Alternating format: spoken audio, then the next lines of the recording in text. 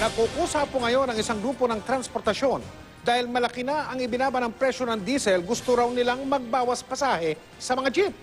Pero sa ngayon, may balakid. Naloko na. Nakatutok si Julio Segovia. Nang itaas sa 850 ang minimum na pasahe sa jeep noong Hunyo, nasa 45 pesos ang litro ng diesel noon. Pero ngayon, nasa mahigit 37 pesos na lang ang diesel. Halos 8 pesos na ang natapya sa presyo. Kaya marapat lang daw na i-rollback na rin ang pasahe. Sana bababa na po yung pamasahe. Kasi hindi naman tumataas yung sahod. Siyempre, pabor sa amin yun. Bakit po?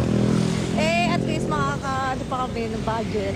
Ang grupong Pasang Mazda dumulog sa LTFRB para ipaalam ang kagustuhang voluntaryo nilang ibalik sa 8 pesos ang pasahe sa jeep. Pero ayon kay LTFRB Chairman Winston Hines, kailangan munang maghain ng formal na petisyon alinsunod sa proseso. Bigyan natin ng pagkakataon naman yung mga iba na magkaroon ng kanilang opposition if they are willing to do so. Kung ito'y kailangan, alang-alang sa ating mga commuters, gagawin namin sa Pasang Mazda. At umaasa rin ako na gagawin din ito na iba nating mga kasama sa transportasyon para sa isang maligayang Pasko ng ating mga kabayan. Tutol kasi sa fair rollback ang grupong akto, Fedyo dapat LTOP.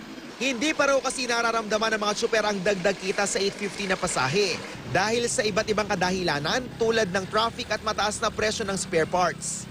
Ayon sa LTFRB, hindi lang presyo ng diesel ang batayan sa paggalaw ng pasahe.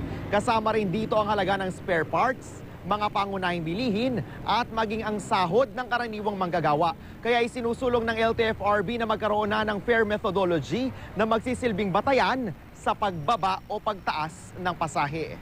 Kinomisyon ng LTFRB ang National Center for Transportation Studies ng University of the Philippines na magsaliksik kaugnay nito. Sa ilalim ng fair methodology, magkakaroon ng formula na susundin sa pagbaba at pagtaas ng pasahe sa jeep.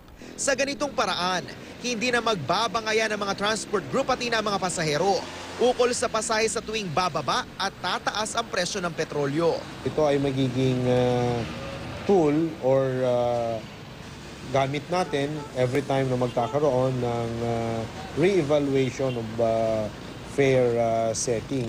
At hindi yung parang kinagagawa natin sa ngayon na nagtatawaran lang, kumbaga, during the hearing. Julio Segovia, Nakatutok, 24 Oras.